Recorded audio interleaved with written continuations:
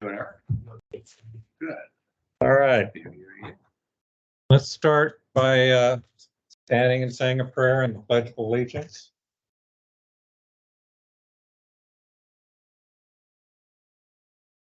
Our Heavenly Father, we want to thank you for bringing us all here together. We ask that you be with us in spirit and that you remind us with every breath we take that we are here to love one another and to move forward and brush aside some of the ego and the agendas that we have and make some good decisions today, Lord. We thank you, and in your son's name we pray. Amen. Amen. Pledge allegiance to the flag of the United States of America and to the republic for which it stands, one nation, under God, indivisible, with liberty and justice for all.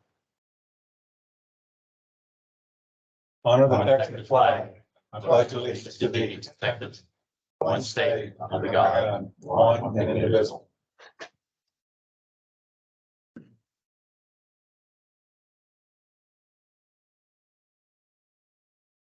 All right, thank you.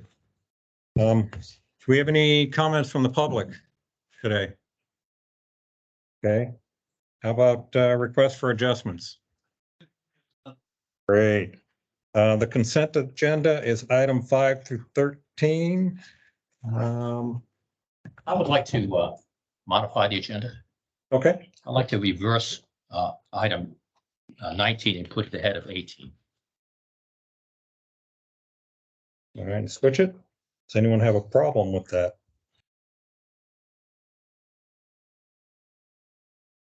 All right. Any others? Okay, can I get a motion to approve the consent agenda? Make the motion. Second. All right, is there any discussion? All those in favor? Say aye. Aye. Opposed? Thank you. Item 14 on the regular agenda. Review and consider approval of the district fiscal year 22-23 draft audit report. Is John here today? He's in another meeting. He'll be down in a minute. Okay, Skip him. we'll just skip. Yeah. Yeah. He'll be down in just a second. Item 15, receive report regarding proposed amendment to the Montgomery Central Appraisal District 2024 budget. I have it. Okay, I put in your packet what you pay quarterly every year. Sorry, I'm trying to get to you.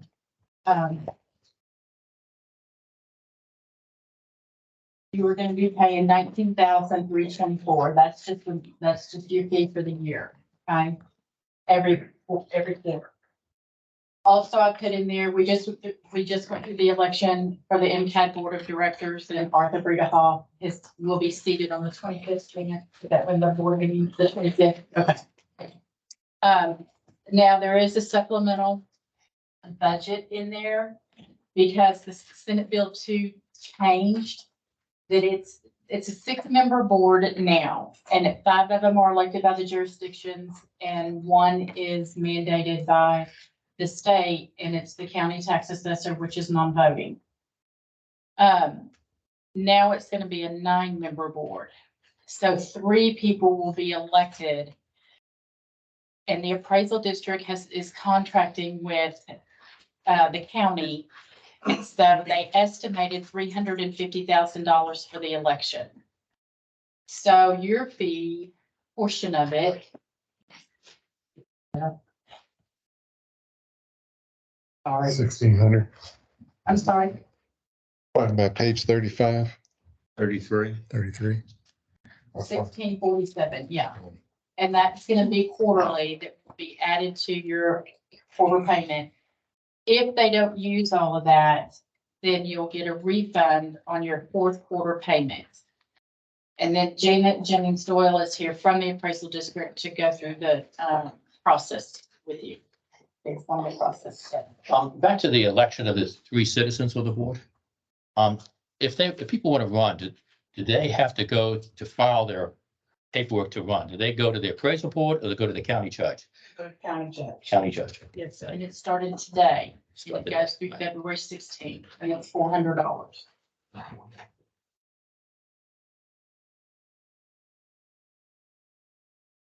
And it's a non-paying job, correct?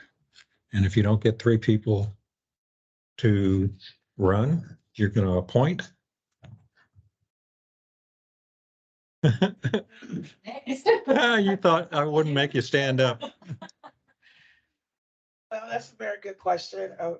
Right now, the way the bill reads is if we have a vacant position on the elected board, that they say that any public official, county public official could fill that spot. But not a private citizen? Not a citizen, but a public official can, because a private citizen needs to run for the election. So, again, we was not, like I said, when they did Senate Bill 2, there were a lot of revisions, in the bill. I think, a lot of things that they did put in place that they hardly ever think about the effect that it's going to take on us and the taxing jurisdictions. We were not aware that we would have to bear the cost of the unmandated changes, but unfortunately we are. And so once we were told that, there was a lot of communication going back and forth. They were I think they went up to at least about 3 sessions on it. So finally at the final, they said that, yeah, we were responsible. And so the only way to do that was, again, to do an amendment to the budget to the taxing jurisdictions. But you won't have this cost every year because they take a position on July the 1st of 2024. And then the next election is not going to be until 2026. Now, after that, in 2026, those 3 elected officials will be actually, I guess they will draw lots. And so they will be staggered terms.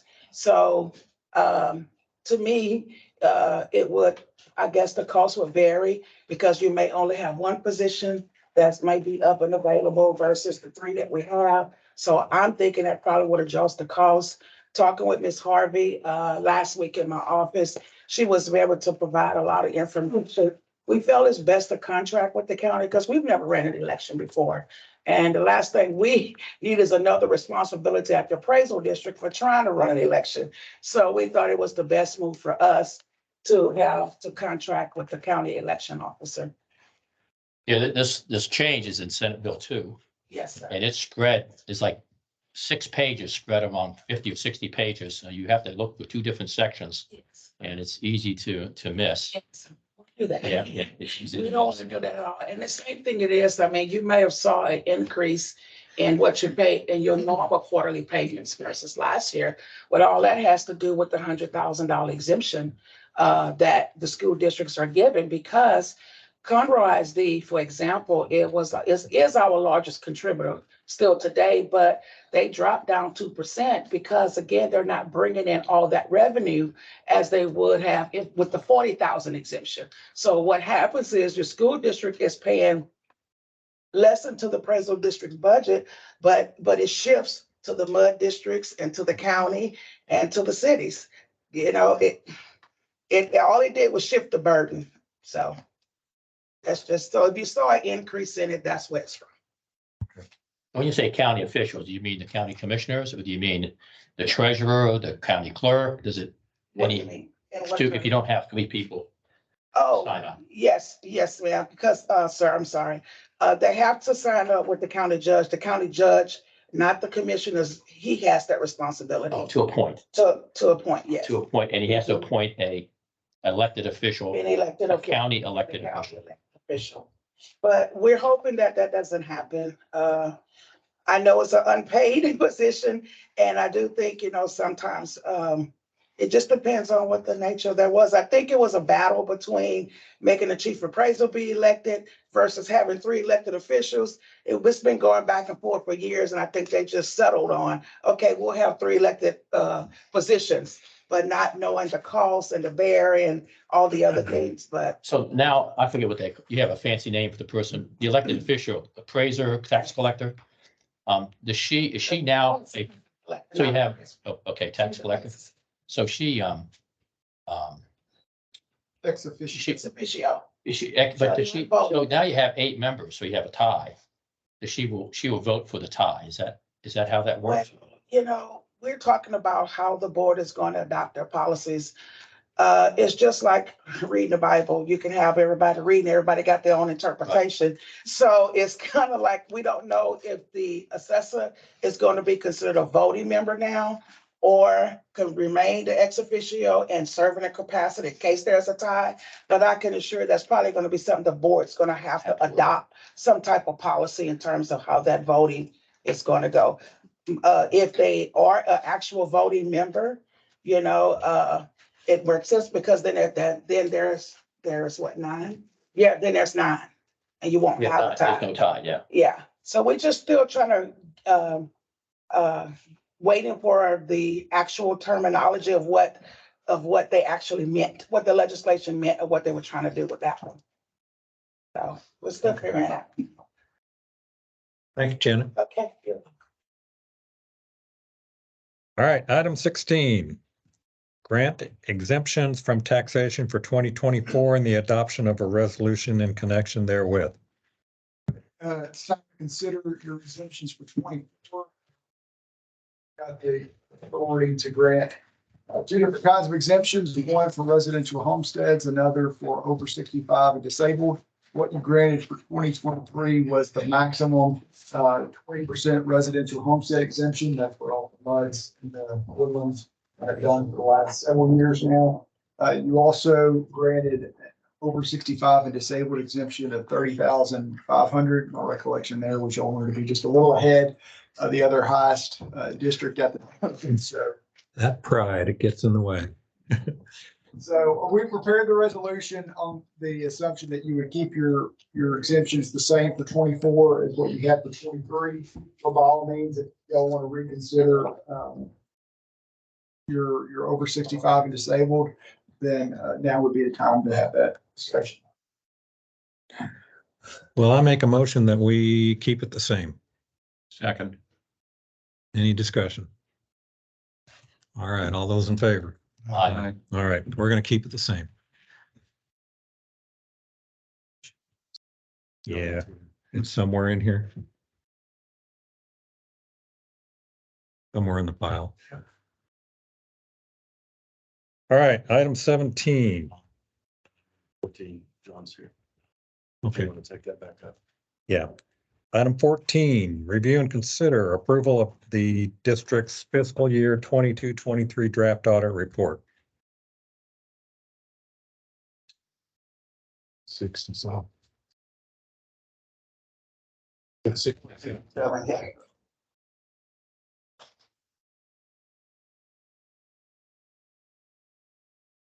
Okay.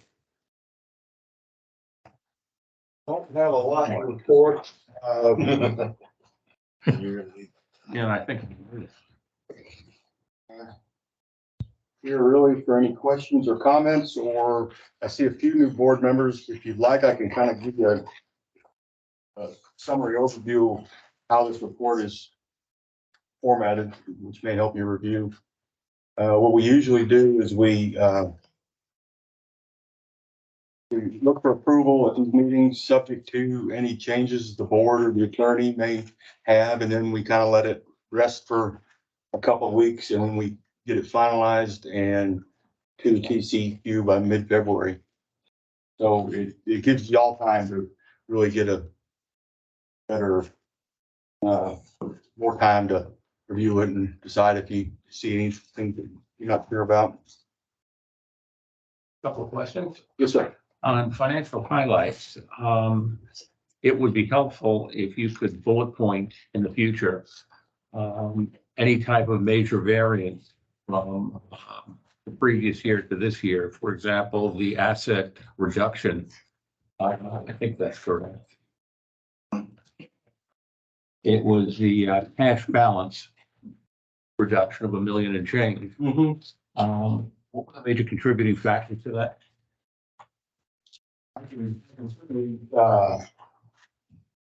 No offhand. Well, you can follow up with it. We have some time, so. Yeah, I can add, I can certainly say, due primarily to whatever. I can figure it out. Okay, Yeah, great. and I can add it. And do you anticipate a revenue surplus this fiscal year? Compared to budget This 23? 24? Oh, I haven't looked at it. Okay, then how about 23? Well, I can look, we have a budget to actual. Yeah, I have that here. Right. On page 34. And you had a surplus and your surplus exceeded your, budget. And where does that money go? The surplus?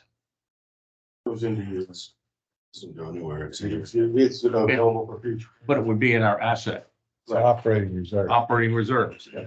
Okay. What line would that be? Page 10. Unrestricted, and this on the very bottom, unrestricted and unassigned, on balance, 2.2 million.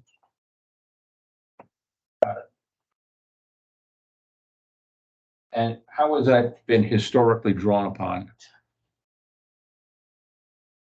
Well, of course, it's not, we audit, but we do disclose what portion, if you look on page 3 in those financial highlights, it'll say you're unassigned and, unrestricted, unassigned fund balance.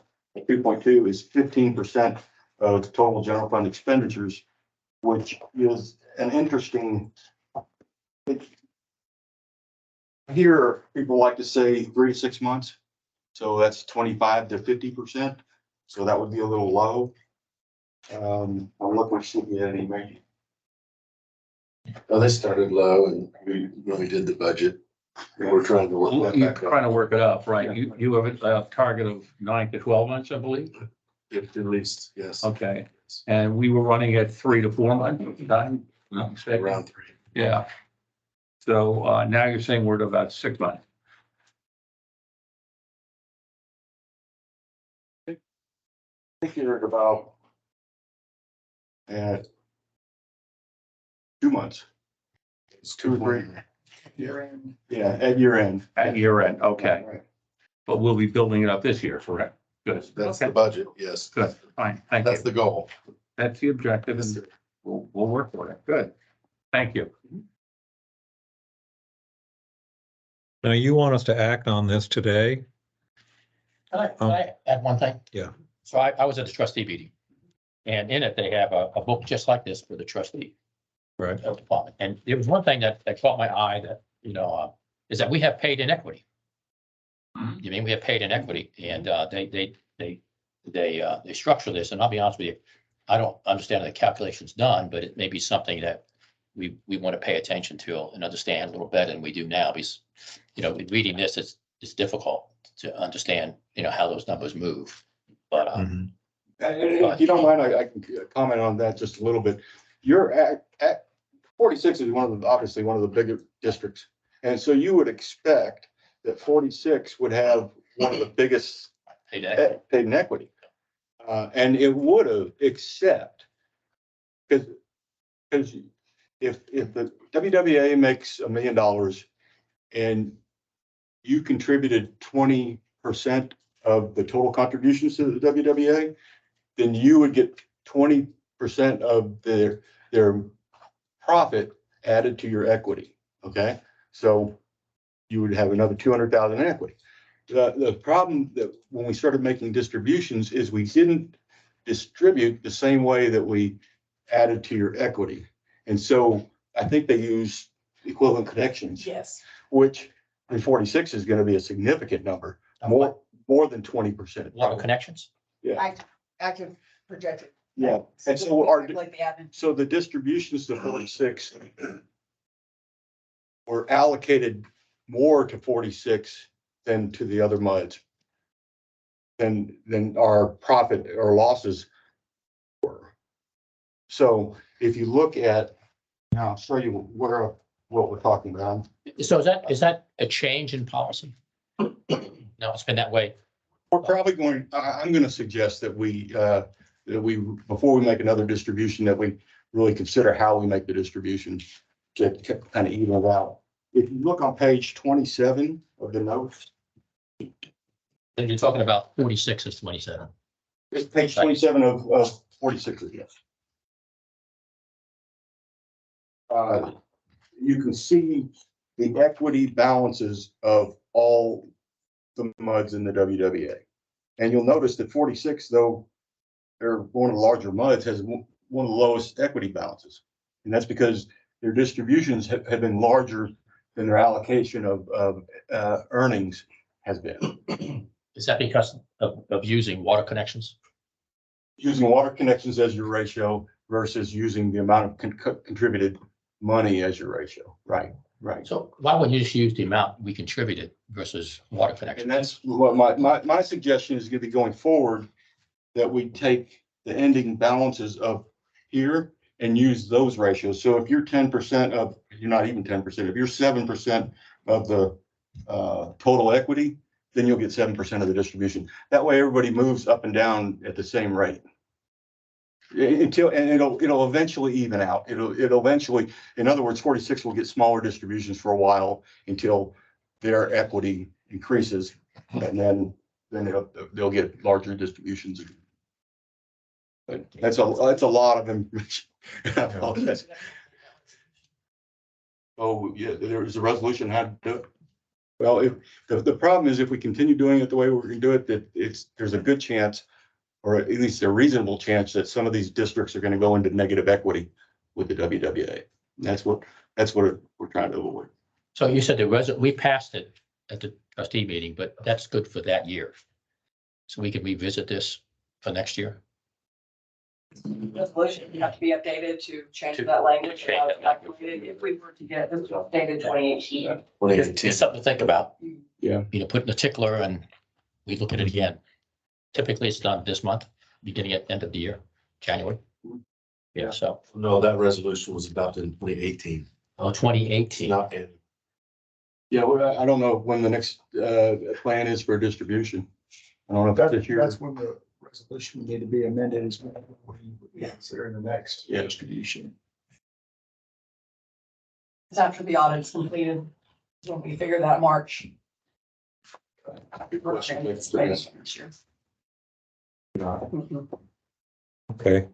Now to act on this, you want us to approve this audit. So these changes that your attorney may have or any board members may have, assuming they're not material, assuming they're not significant typos, misspelled name, that kind of thing.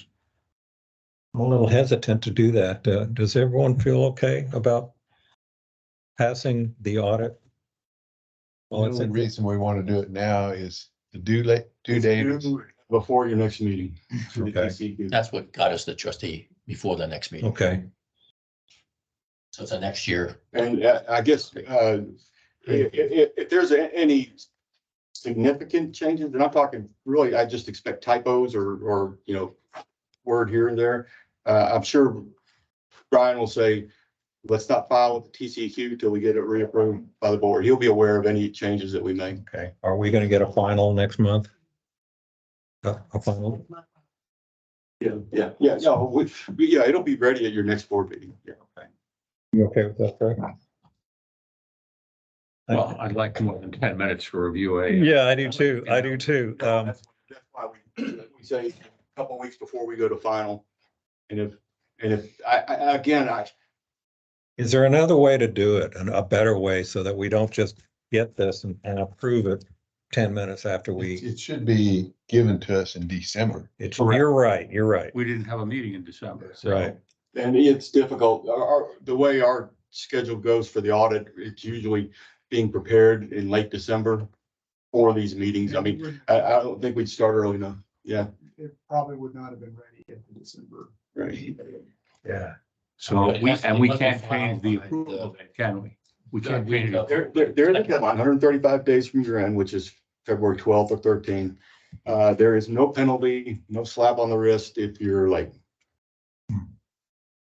We try and meet it, and we'd like to, pride ourselves on meeting it, but if it's missed, we have districts that go 3 or 4 months past the date, and And you don't get a bonus if it's on time? All right. It does need to be approved timely though for your continuing disclosure council to complete their report that you are responsible for to your bondholders. And so that has to be completed within 6 months of your fiscal year. And so. Well, let me put the question to you then. What would be the better way of handling this that would incorporate all of the needs of the WWA and also serve us as board members to review this in a timely manner and put enough focus on it? What would be your suggestion? Typically see is the motion to approve, subject to any comments, non-substantive comments that would be from your staff or your consultants or your directors. And authorize it to be finalized. So this has been approved by all of the consultants at this point. No, we have not gone through, So you're in the same situation that we're in. now, if the board's not comfortable with that, I think my next, suggestion would be to have one or two board members, that would be delegated with the authority to do a final review and sign off. So, that way you're not busting quorum, but you've got one or two folks that are authorized to work with Eric, and John to complete the audit and ensure that, the comments are incorporated and followed in a timely manner.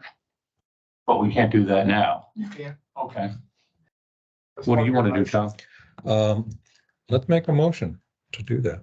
Have a committee, who would your committee, be comprised of? No. Allow Fred to make comments. I would and let- read them back. I would pick Fred and then let Fred pick the second individual and let them make the final review. Who's got the time and the desire of the three remaining board members? I'll work with you. I think George is. George, okay, fine. All right, let's do it that way. I make a motion that Fred and George approve the final product before February 12th. My input, We will, what do you need them by? yeah, we'll get it to Marine probably, first week of February. Okay. Or I'll even, maybe I'll try and get a little earlier since we're doing this process. It's normally when we final them, and then we get them to Brian and he filed it with TCQ, but we'll Okay. try and get it a little early. All right. Pick a date, though. Do I need to do a motion to do that? I think the motion is just to authorize, to approve the audit, subject to final approval by the committee and authorize the committee to finalize it and have it filed with TCQ. Okay, well, I make a motion what Brian said. Because I can't repeat it. I need a second. Second. All right, any discussion? All right, all those in favor? Aye. All right. You guys can work that out. Thank you. You bet. Thank you, John. A lot of work.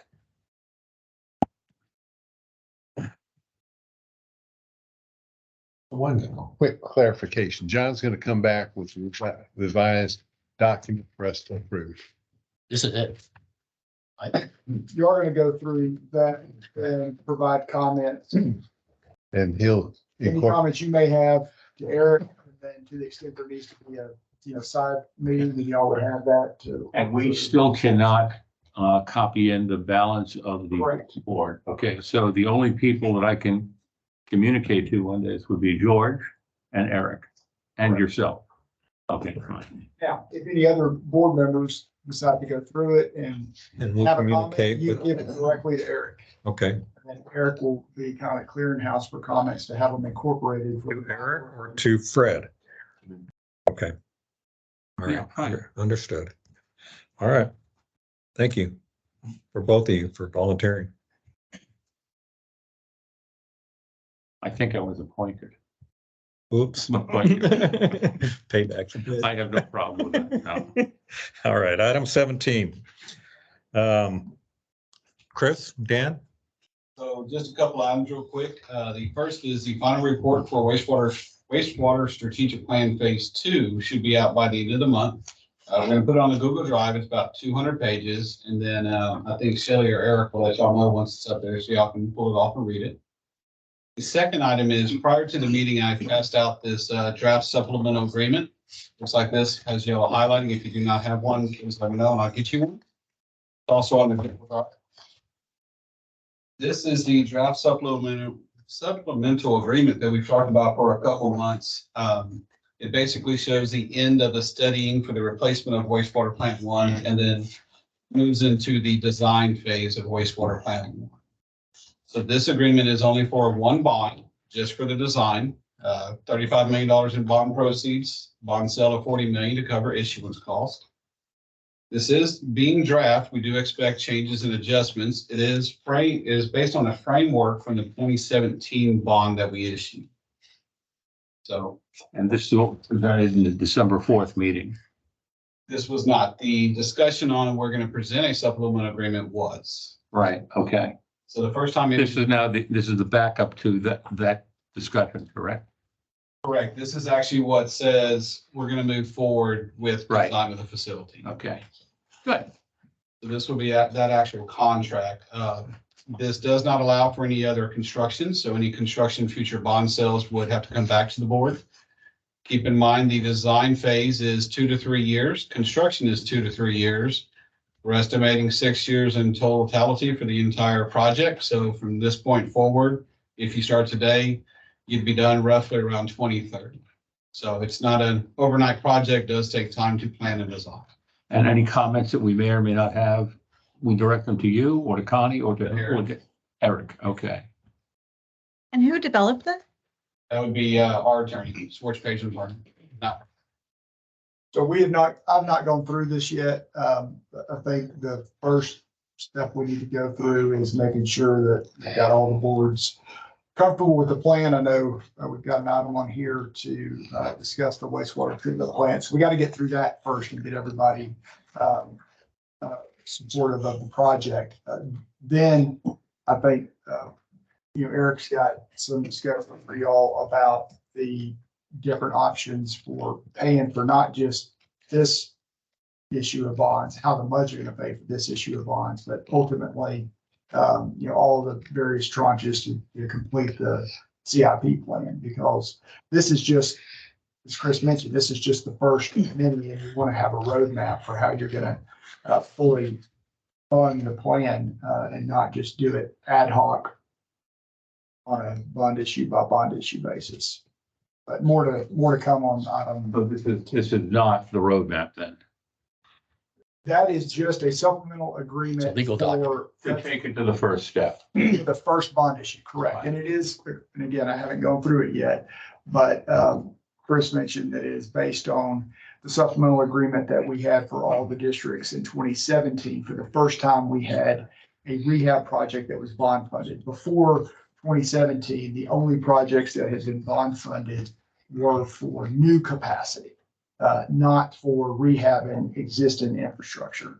The existing infrastructure had been paid on a cash pay-as-you-go basis through water sewer revenue that accumulated, 1, 2, however many years by the River Authority to pay for onesie, twosie type of items. These are obviously much bigger, and that's not an option. So we're back to the bond financing scenario that we first had in 2017. So I agree that we should be using that 17 supplemental agreement as a template, but we need to have a larger discussion and roadmap before we start this first step of that plan. So I don't think any of us were here in 17. So this is a supplemental agreement. So we need the original to know what we're supplementing to. So the original agreement is the agreement between the district and the River Authority for capacity. They amended a number of times, supplemented, multiple times. You'll probably looked at it, I would assume, early on, coming on as a director. It was supplemented, for instance, in the sixth and final accounting when additional capacity was added. But we can, of course, get that. Yeah, I think everybody should have an understanding of all the agreements that are in place and what is this supplementing to. And just for clarification, the law firm that wrote this for the SJRA is the same law firm that we have, correct? Okay, I just want clarification. And refresh my memory, this supplemental agreement, who's responsible or who's backing these bonds? Is it the MUDs or is it the, As it's proposed at this point, it would be the River Authority issuing the bonds. That's what was done in 17. The River Right. Authority issuing the bonds that are water sewer revenue bonds that are funded by wholesale rates charged to the MUDs. The MUDs then have to come up with how they're going to pay for that wholesale rate, either incrementally increasing their retail rates or some other funding mechanism that we'll talk about later, to be able to pay that additional wholesale rate to the River Authority that they need to pay the debt service on the bonds. doesn't the WWA have standing in this agreement? Because they are the customer to the SGRA, not the individual MUDs. Sorry, Ron. Okay. Could this agreement be between the SGRA and the WWA? No, it's between each MUD. Each MUD? Each MUD has an agreement with the River Authority I understand that. for sewer service. Yes. Right, but going forward with a new document that's substantial in money, shouldn't the WWA have participation and standing in this agreement? No, because the Woodlands Water doesn't have any retail customers. The individual MUDs do. Right, okay. So that's the revenue lever that. I'm looking at it from a business process. They bill, MUD 46 doesn't bill the, They handle administrative tasks. Essentially, a typical MUD would have a contract that would manage the retail side of the MUD's business. The Woodlands has enough critical mass, enough MUDs in a similar situation that you can achieve a lot more efficiencies by having in-house staff do what you would have a consultant operator do. So that's why we have a staff do that and play that role that a regular MUD would have a contract. Did I hear you say correctly that for previous projects, what each MUD has individually done was not have the SGRA sell large bonds, but each individual MUD decides how they finance the large project? No, so are you talking about repair and The rehabilitation? MUDs built treatment plant 1, they built 2, they built 3. They built everything. So new capacity was bond financed under the agreements based on capacity. Rehab and rehabilitation, repair, et cetera, is paid for based on usage. So that's the main distinction between new capacity as opposed to rehab. New capacity based on your amount of ownership or capacity relative to the other districts. Rehab and rehabilitation based on your amount of, which could vary depending on your customers. if we're making those kinds of changes to the basic relationship as Steve just talked about, why wouldn't we sever or end the previous agreements and not make this a supplemental agreement, but make it a whole new agreement going forward? Well, this is only to address the fact that the original agreement going back to the 70s in each district that Right. start date, some of them's 80s, what have you. Did not have a mechanism to allow for bond financing of rehab and rehabilitation. It had to be cash paid.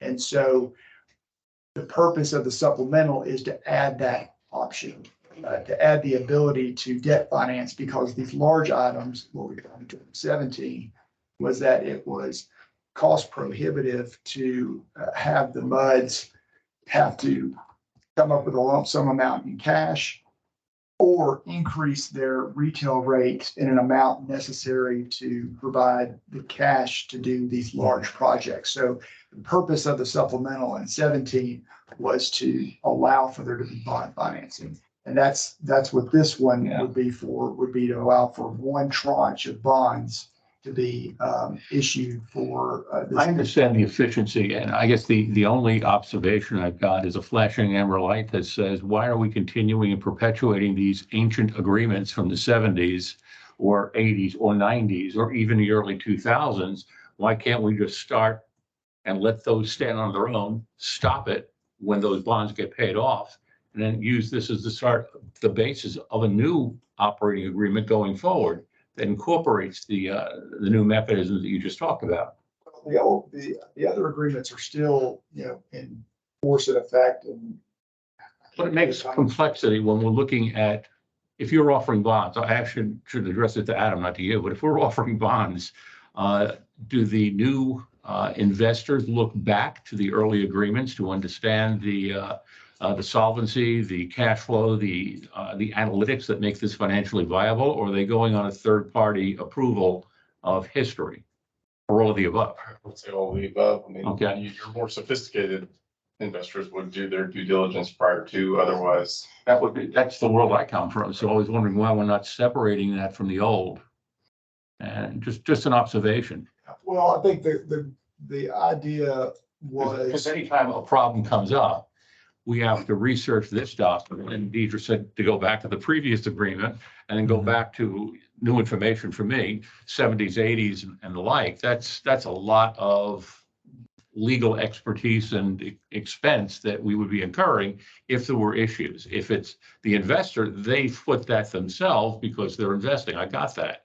But in the event there's any issues or problems or questions, litigation, fill in the blank, those litigants, both the defendant and the one that's making the questions or complaints, has to go back and start and understand the process and all of the documents that go into it, correct? I suppose, it's a system that I would say has worked, very well, and it worked well for the 17 bond issue. So the thought process was to basically plug and play what worked for the 2017 bond issue, keep that same framework. Okay. Just apply. Oh, that makes sense. Yeah, that makes a lot of sense. The only question is, at what point in time do we, with changes in process and mechanisms and funding and dollar amounts, like what we're talking here, is in, $500 million fully burdened? That's kind of like a lot of money to me. And I would think we'd want to have a fresh agreement for that series of bonds, as opposed to keep referring back to the way things used to be and that aren't that way going forward. Well, I don't disagree with the concept. It's never been discussed to basically do a complete rewrite of the agreement between the MUDs and the River Authority. Not saying it couldn't be done. We've just been working on the incremental, what's the next incremental step, and trying to keep it as similar. The advantages are that it's easier and probably a little bit less expensive. The downside to it would be that it doesn't have a wall between $500 million and everything that's going to be expiring or paid off in the next 5 to 10 years. We should have some type of separation. Do you think? From a legal perspective.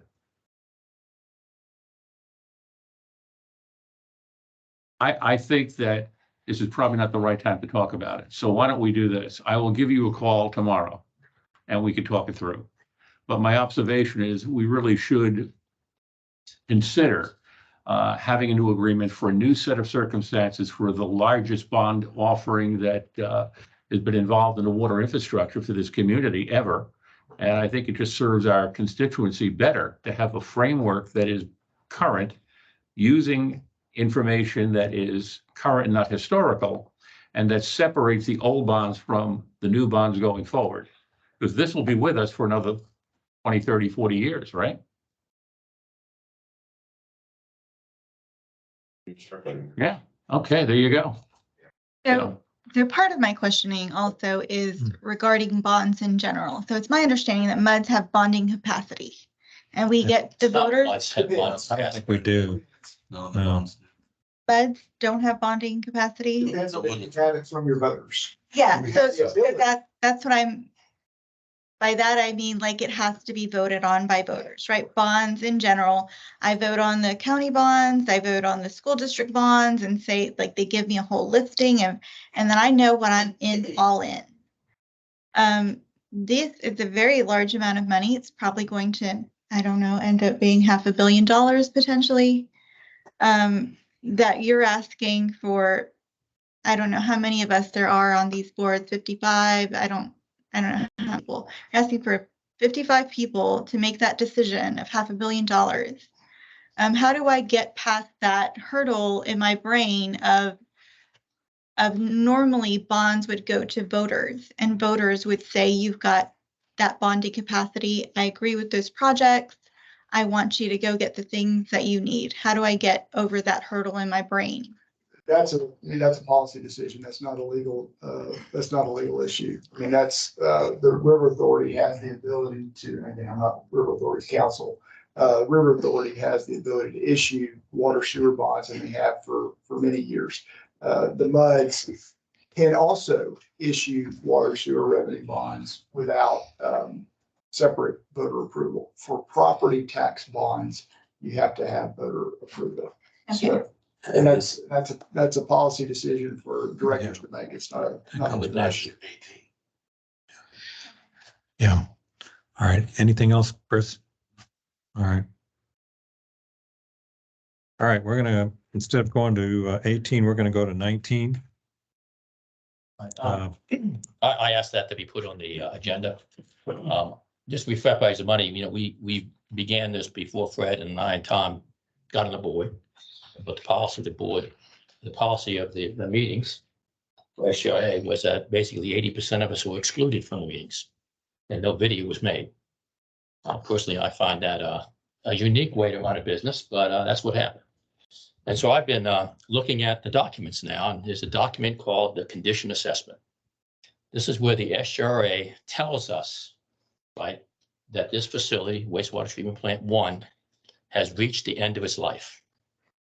So if you read that document, and I put the pages on this document here, you shoot it with your camera, it'll download those 60, 70 pages. And you know, what you find is that the document is silent. It doesn't say anywhere in the document that this plant has reached the end of its life. Matter of fact, the most common words used in this document is that it's in good condition and does not need rehabilitation. You know, those are the most common words. And we're talking about taking $300 million, basically, and taking an asset that is basically functioning today, right, with no indication that it's not functioning, no indication that it has increasing maintenance costs, and we're going to rip it out and replace it. That's the first part. Now, you know, I spent my life, you know, I was a general manager of factories. Matter of fact, up at the dam, I made a lot of those pumps, valves, actuators, and mixers up there. I either made them or I worked for a competitor that made them. You know, those facilities, the electrical and the mechanical, they're replaced multiple times through the life over the past 50 years, right? They have a multiple life depending upon like a motor, how many times it's cut on, how many times the pump rotates, how many times the valve opens. And if you look at their statement, they say many of those devices are in good condition. And if you look at the cost of building, that represents about 50% of the cost, and it's in good condition. You know, there's real little or no criticism of those items. And then the piping has a 70+ year life, and that's about 10% of the cost. The only thing you got is the concrete work. And, you know, what surprises me is I've been asking for capital, improving capital in my career. And usually what people do is they want to spend capital and they come and say, hey, we have this piece of equipment, and they tell you about the condition of the equipment and what justifies it being replaced. That's a serious business. You know, I've built factories, I've moved factories, I combined factories, you know, I've managed existing added equipment, but I've never taken a machine, that's what the sewer plant is, a machine that is apparently delivering to us now, destroying it and replacing it without any supporting documentation saying that machine is not meeting our expectations. I don't see it. I would encourage you all to take those 70 pages, a lot of pictures, and just digest them. And I'm putting together a PowerPoint, you know, you can go over it easier, but just read this document. This is the Freeze Nichols report. I gave it to you, Fred. And, you know, you would think for something with $300 million investment, that if you're going to stand in front of a CEO You know, you'd have the information justifying the decision that this is at end of life. And they don't have it. And I think we should ask them to produce it. You know, to convince us, because you're gonna sell $300 million worth of bonds. The citizens of the Woodlands are gonna be really concerned about that. And when you sit there and you say, you know, the SGRA doesn't know why it wants to do it, because it's not in their documents. And I'm reading their documents. You know what I mean? Their documents, and nowhere in that document does it say or support this, the conclusion that this sewer plant is worn out. It needs to be replaced. And I'm like a sponge, so I'd like to see the detail that supports it. That's why I'm asking for. Where is the detail? And, you know, so, you know, I wrote a little sheet up and, you know, for considerations of the board. This is a motion. And it just basically says the MUD 46 request areas justify their statement that wastewater treatment plant is at the end of its life. And I give some examples of things I'd like to see. It's like 8 or 9, 10 bullets. I think the phrase that you're looking for was not incorporated specifically, but I think it was discussed by Dan and by Connie in several presentations. Basically saying if we're going to increase the capacity and improve the technology, we're going to have to take a look at what we have now and upgrade that. So is it to say that it's not functional? I don't think they've said that. To your point, I agree with what you're saying, but I don't know if that's needed. I think, you know, the case that they made, and since you're both here, you can all maybe address that with me, was that, okay, we need to grow to this over the next 30 years. We have capacity now. It's going okay now. We have some issues right now, but to upgrade the capacity, to improve the technology, and to just lift the entire infrastructure system as a system, we have to invest X.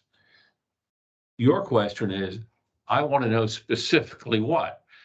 And that's been, I think, in the meetings, and it's in these thick reports that we've got, but it is nowhere have I ever seen the phrase that you said, that we have exceeded the capacity over the end of the life, it's over with. We have to bury it. I'll be honest with you. In the last meeting we had, the gentleman in the back made the statement that it is at end of life. The acting general manager of the SGRA made the statement, it's at end of life. And so I'm. Collection. I mean, going back to the history of where all this started, it started because the improvements, from my recollection, so y'all can correct me, the improvements that were needed at wastewater treatment facility 1 and wastewater treatment facility 2 were very high expense repairs, rehabilitation. And the thought process was we would like to see about saving money by consolidating to only one plant. And so then they said, we need to do a study. It's going to be $1 million, I think was $1 million, something like that. And we're going to talk about consolidating the 2 plants so that we can hopefully save money by building this now and then only having 1 plant serving this side of the Woodlands. And that's where it stemmed from. It stemmed from like high cost. I don't believe it was $300 million in cost for repairs and rehab. I kind of think it was at 60, but I may be wrong. I'm just trying to, my brain is saying 59. And then the study was done, and then it was, we're not going to consolidate. That's not the plan that we're going to do. And then all the meetings that, you know, David's right, 80% of us were not in, they were not recorded, we could not be in. So we were not getting the full information of those meetings or the benefit. And then it was, well, in order to serve the Woodlands to the level of service that you want, and the level of service was decided by that group of people, that is how the cost in my mind ballooned to what they are. So it kind of came from maybe a point of, okay, we're really going to look at consolidating and saving money to, oh, we need this, you know, I don't know, super fancy, you know, advanced technology, need additional capacity plant. So I feel like at some point along the line, the whole mission maybe got lost, and maybe the original intention behind it got lost. And now we're sitting with this and needing to make a decision. And I don't think everybody has the benefits of how we got to this point. Well, let me clarify a few things. Stepping way back, statement David, you've made 2 times. The River Authority did not bar anybody from attending the meetings. When we started the process, we went to the trustees in each of the MUDs and said, this is what we're proposing. This is what we're looking at. We're looking at a stakeholder group. How do y'all want to do this? The trustees are the ones that gave us the direction on one MUD director from each MUD to attend. They'll bring it back. They'll disperse it. We said, great, we'll be there in case there's any additional questions. So we went and had all director MUD meetings to bring everybody up to speed. And, you know, we've been through this process for 2 years. And this report you're talking about came out almost a year ago. I would clarify that is in the sense that you didn't bar people, but you did say that you did not want them recorded. They were barred. It was valid. We tried to get you in there. You were. I did try to attend and I was told I could not. We told you at the time, that's at the direction of the trustees. They're the ones who set the stakeholder group. If they allow additional, which they did on MUD 47, because one member was getting off, one was getting on. If the trustees allowed it, anybody could go, but it was the River Authority's right to bar the video recording at that time, which we did. Now, obviously, we do allow because Mr. Smith has recorded some. The second thing is, when this project first started, the first onset of the thought, it was consolidation, just like you said. And this was in late 2018, or late 2019, early 2020. So the costs were a lot lower. There was somewhere in the $60 to $80 million range of work that needed to be done. Due to condition, aeration basins 1 and 2 had to be replaced. That was part of the 2017 bond issuance. So we knew that cost going into it. It is noted in the condition report. That cost as of 3 years ago, $15 million. With inflation, I'm sure it's 2025 at this point in time. Regulatory requirements for 2-hour peak flow is not condition based, it's regulatory based. That cost at the plant at that time, if memory serves, was somewhere in the $40 to $50 million range, right? Obviously gone up since then. The last thing that came out of the, okay, maybe we should look at doing something better, was the odor complaints. Community was experiencing odor complaints. We did a lot of study, $500,000 worth of work to determine what could be done. From that was repairs for $15 million that had to be done.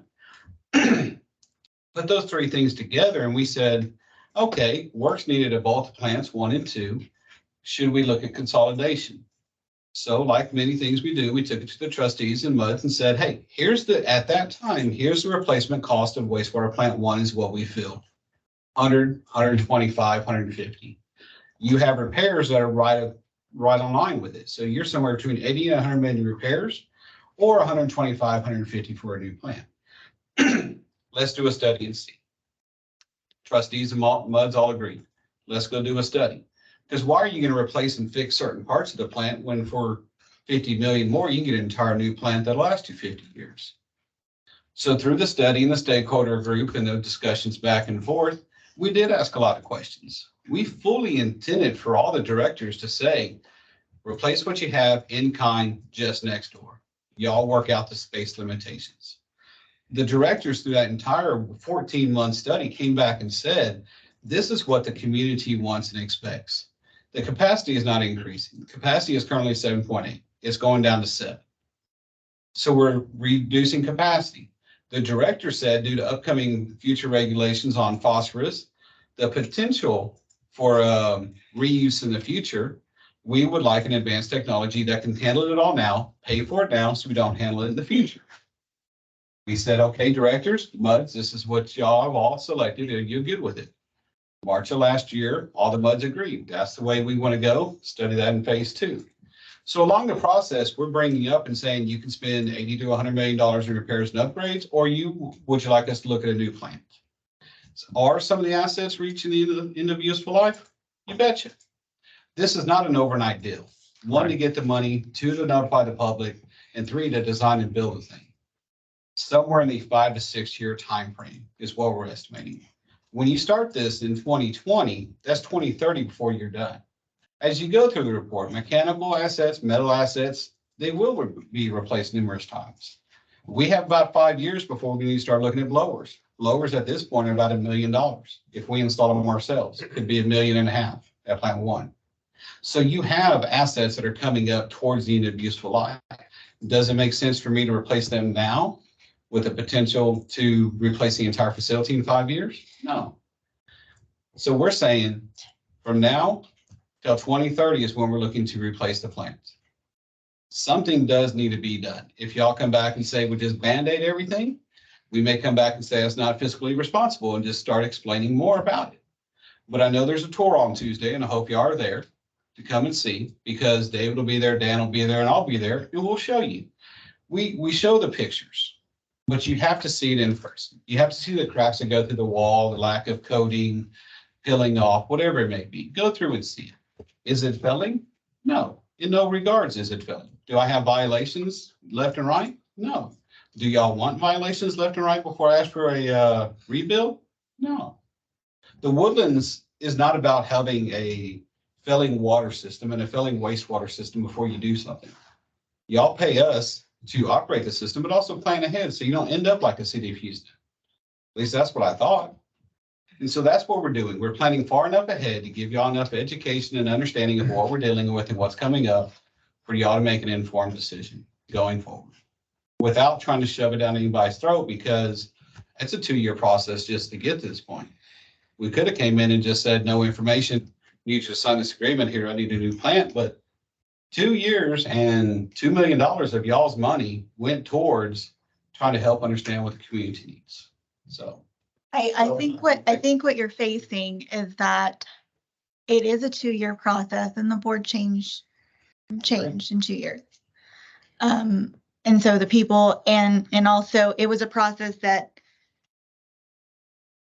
you know, the majority of us were not in, like, I have only been on the board since 2020. And so the majority of us do not have that background knowledge. And so if board members are telling you now that that wasn't the message that they received and that wasn't what they're hearing, then there's a communication breakdown that's occurring.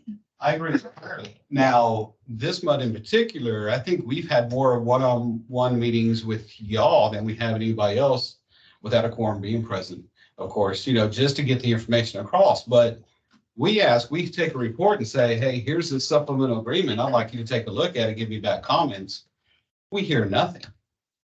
And then a year later, there's comments. And so we have to backtrack and say, well, you know, we told, we thought, we explained. Timely communication is just as important as communication in general. And so I appreciate the concerns.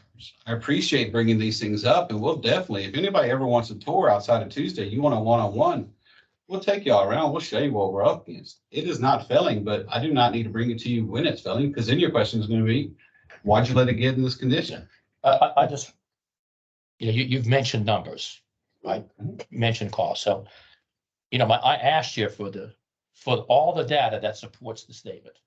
I didn't get any. In the condition assessment document, only $45,000 is mentioned. That's the total cost of any repair of a mechanism in the document.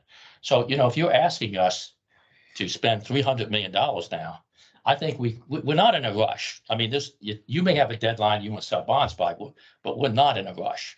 So I think it's time, you know what I mean, to sit back and look at the condition of this facility and the cost involved.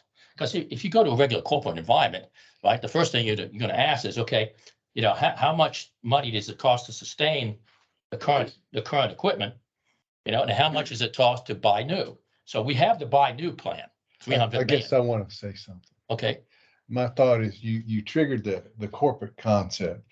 A company takes a look at its facilities all the time and they decide, well, really and truly, are we at the end of the life? And my perception is wastewater plant 1 is at end of life. Wastewater plant 2 still has many years left on it.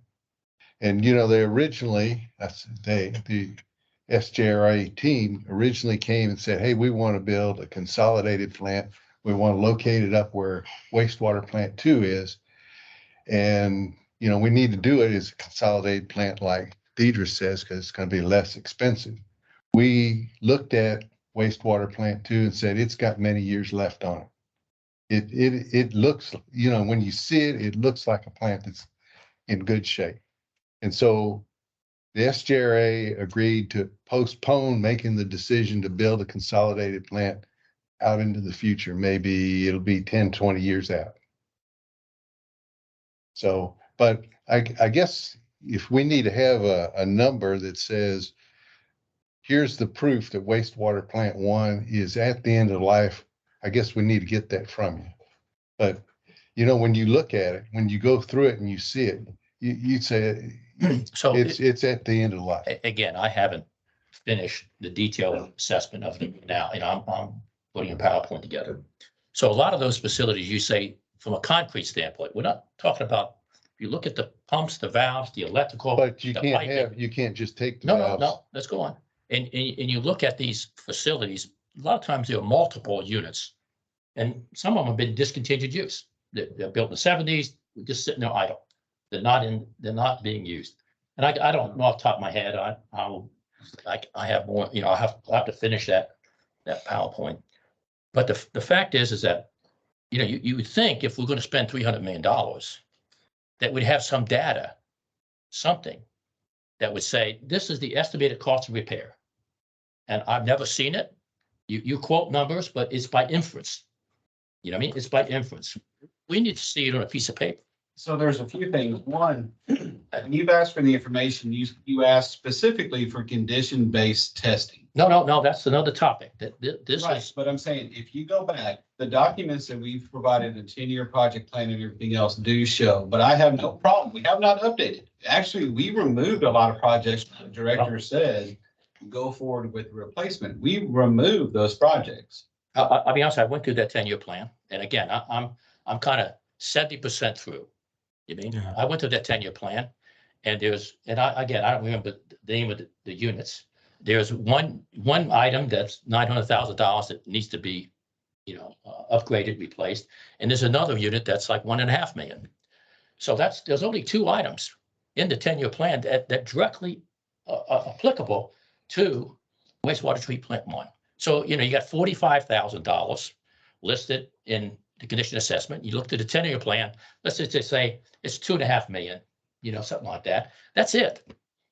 There's no other data available. Where is the data? Let me, Let me say. You'd like to interject here, so give us just a second. Yeah, thank you very much, Connie. David, it sounds like you're doing a lot more work. You're working on a PowerPoint presentation, so you're investing a lot here. I want to make sure that you kind of understand how several of the reports work together so that you can see the whole story. I think there may be a piece that's missing here. There were 3 separate documents developed as part of phase 1, another document developed as part of phase 2. You're referencing the condition assessment quite a bit. Condition assessment was the first document that we did, and it had 2 goals in it. Number 1 is to identify, okay, is anything like about to just fall over out there? Like, are there any things that you need to address immediately today? Like, we can't wait till the end of the study. We've got to go into action. I think some of the numbers that you're referencing that are rather low were those items. There was a clarifier drive that I remember.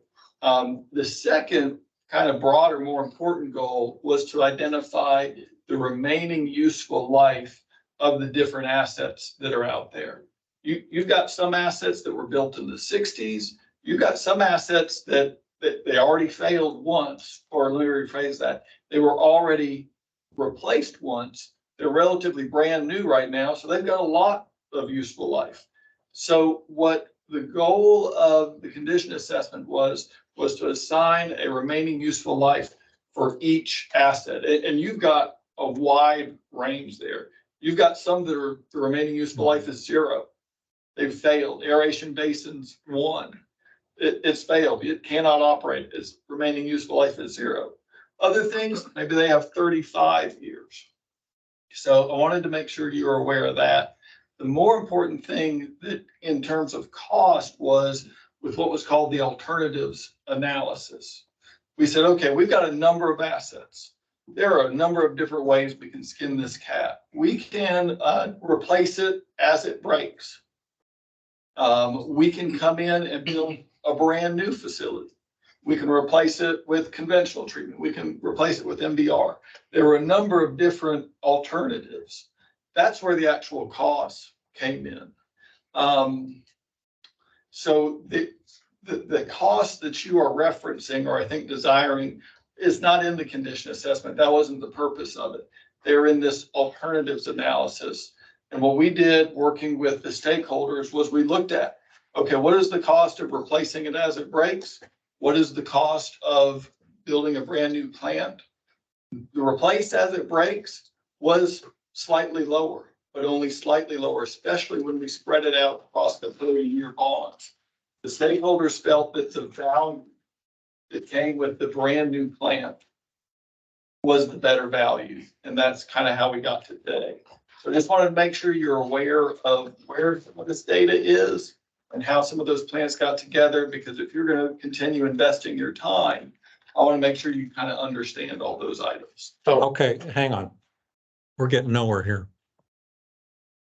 You served the ball, Chris served it back, and he made an offer to you. We have a tour of the plant this week. You have a good point. I'm not diminishing your point.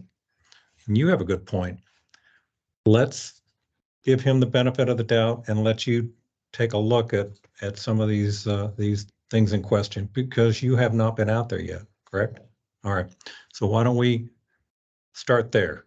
You know, because we could sit there and argue back and forth for another hour or Will two. we have time to maybe meet with you and maybe some of your staff members when we go out to that tour? Yes, sir. We're changing the tour around so we end up the wastewater plant, so y'all can have as much time as y'all need to at the plant. Okay. The other thing, David, And- those documents that David, that here referenced are all in the Google Drive. So if you could, the Google Drive's is a mass library. Okay, so I have the two that, I sent a fabrication request. I said, please provide me the documents justifying that this plan is end of life. And you sent me 2 documents. Okay. And I've been through them. And in reality, the condition assessment is the only document that reviews the condition of the plan. I don't see any other words in those 2 documents. All right, why don't we? Yeah. I'll tell you what. May I have an ask of you? So, would it be beneficial for the board to, after everybody's had the opportunity to ask their questions, go to the site, can we meet as a board? Because I find the discussions among the board valuable, and these are the only times that we can talk amongst each other. Mhm. Just dedicated towards these projects that are costing, because if I cannot explain it and I cannot justify it in my head, I can't justify it to my neighbor. And that is what we're here to do, to be able to explain it and justify it. So I feel it would be beneficial if I we agree. just have a discussion on these things. I agree. I agree. You brought up questions and I'd like To to be be responsible for setting up that meeting, and when we have that meeting, does it violate anything legally? No. Well, we need to have a posted agenda. Posted agenda. Chris, we'll file a agenda for a special meeting agenda. we just need a special meeting. Right. Okay, we can do that. I'd like to also point out that, we voted last time, let's say many months ago, to buy land and continue the gravity feed study and something else. We voted for that. We have never voted, right, to replace wastewater treatment once. We've never had no months have voted, no board of trustees voted to declare that this plant is at end of life and needs to be replaced. There's not been a vote. I think the phrase end of life is a hot phrase. Part of normal, proper planning is to anticipate a forecasted end of life and then take steps, which is exactly what they're doing. I They've understand got that. a timeline in which they're saying, hey, this is gonna fail, this should have some interim adjustments. But I think they're doing the right thing the right way. I think calling it end of life, Chris is right, you don't want it to fail. I'm using the words they used. I Okay. didn't create the word. I think a special meeting is in order. Yeah. Especially, I think that's a good day. And who's responsible for that, setting that up? We'll set it up. We'll coordinate with the board members to get a date that works for everyone and as well as the consultants in Estrella. Okay, So we'll Fine. work through it. all right. Thank you. Probably before your next meetings, hopefully in the next few weeks. Thank And you. that'll give us time Yeah. to view the wastewater plant and also have conversations with Chris and his team. Yeah, we'll certainly wait until after the wastewater treatment plant. Well, it's next week. Can you send an invite to the tour to everybody? Sure. I think it went out to all of the ones. Yeah, I I don't thought think people I've had seen been it. before. It's, you can go. Thank you. I think. No, I They went out to people think that- Summer only sent it to all the new directors and, Yeah. but I'll send you my invite. You can go on my place. No, you should go. Okay, I will. We'll send you. All right. Thank you. Yeah. All right, let's move on. Item 18, discuss potential funding alternatives, related to what we've just been talking about. Pick that up as part of the discussion at the start. I agree. Let's add that to this. That'd be great. Yeah. Because it doesn't, nothing needs to be established tonight. That's fair. Great idea. We'll add that. That's a great idea. So We'll add it at the special meeting. we'll add that to the special meeting and then discussion on wastewater treatment plant number 1. All right, item 20, receive updates on the Bear Branch Panther Branch, project there. Dan? There, mid-December, we received a draft report from the consultant, LJA. They've spent months now going through model runs, different alternatives to make sure that we are and meeting the expected reduction in water surface elevation during flooding events. So us, SRA, along with Woodlands Water, have been reviewing that report, continuing discussions on comments, questions with LJA, because we want to fully understand what the results are before we present it to essentially the MUDs and the stakeholders that are part of that project. So we are nearing that point, and within definitely the first quarter of this year, there'll be additional coordination with y'all from Eric on when that meeting will be set up to really present SRA, Woodlands Water, LJA, the results of and where we're at on that study. And then progressing forward, probably sometime later this year is when we would be going into further design phases and continuing for progress on that project. That's all I got on that. Any questions? Thank you, Dan. All right, item 21, George, do you want to mention anything about? Just a couple of items here.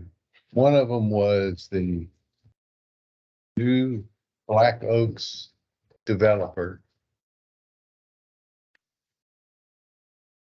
dug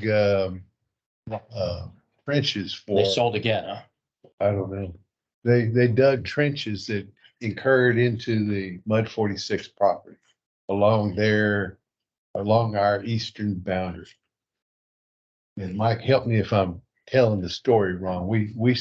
They didn't consult with the staff of Woodlands Water before they dug the trenches. And basically it's for, I guess the people that did it was a contractor for CenterPoint. They were trying to dig lines for their power going to the Black Oak subdivision. They have 6 telephone poles, power poles along the boundary, and they were connecting to the power lines, overhead power lines that go over Mud 46 property to power their new subdivision.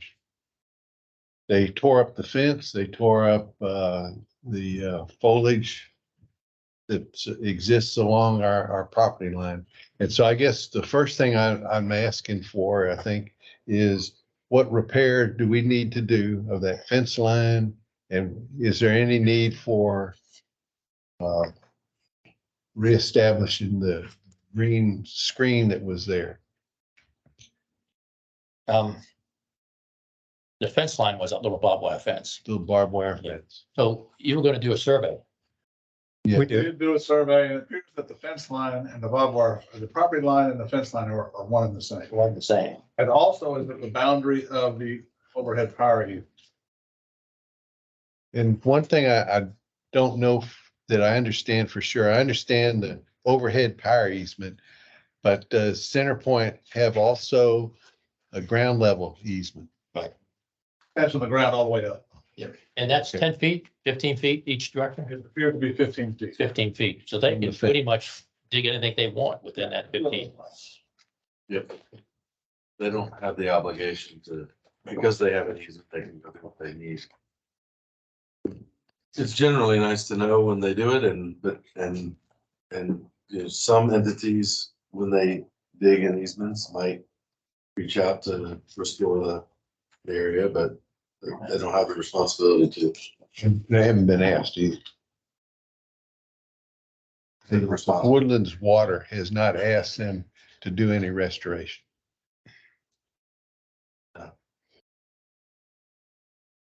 Is this the area behind French Oaks or is it further down? Further down. It's further down. Further down. It's the eastern boundary Okay. of the detention pond. Okay, anything else? So I guess the first question is, should we repair the fence? Well, Do you want to just leave it open like it is? Or partially So that, existing? that fence isn't, like, it's not a drainage swale, like an emergency overflow swale or anything. Okay. It's an old farm fence, isn't it? I, Whoever owned the land back and Yeah. thought no. I would presume that there will be a more substantial fence that they're gonna put in as part of. I wouldn't assume that. Yeah, I don't know. mean, Well, can it's you, pretty common to. Do the houses, backyards back into Yeah. this? Yes. There's an Yes. easement, there's a green easement on the There's, Black Oak side. And that's why I say I don't think they'll build a fence. well, I see that, I'm just going by our easement. yeah, So Can- Centerpoint can has an we at easement in my backyard. can we at least reach out and ask them what they plan to do? I mean, there's nothing lost in that. Absolutely. So, I mean, I would assume that they have houses along that well, the easement. problem is, Yeah. And the people who own that and they'll put a There's- fence post at the corner of each lot. They have done that, and it's not up against that barbed wire fence.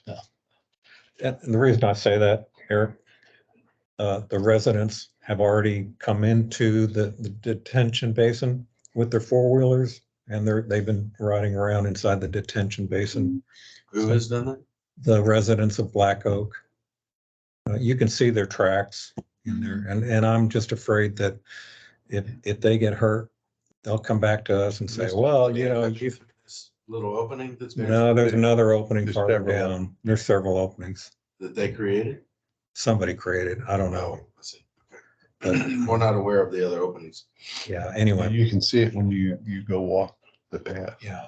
All right, let's move on. So do you want to mention Alan's offer? Yeah, Alan Hedegren, you've seen him here at the meetings. He's really wanting this project to get going. He wants to reforest the west side of that detention basin.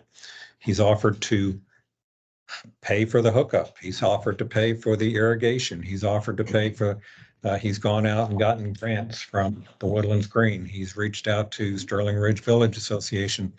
And I guess what we need from him today is, he'd like permission to do that stuff.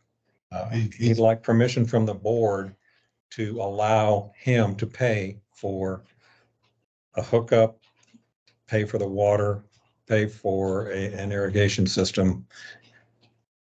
Even if he has to do it himself, he's going to do it. He'd like to do it. He'd like permission to do it. And so I'm going to make a motion that we give Eric permission to, give him the blessing to do that.